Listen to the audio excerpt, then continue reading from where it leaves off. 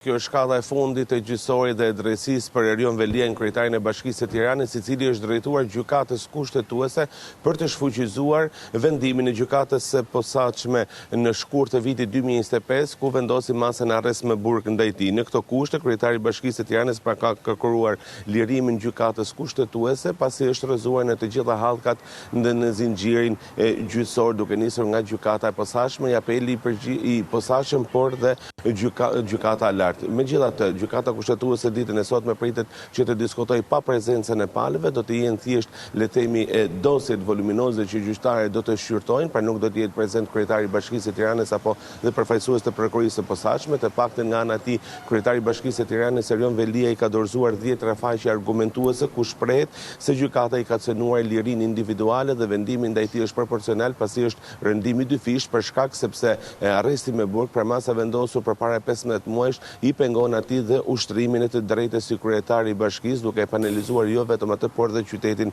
e Tiranës.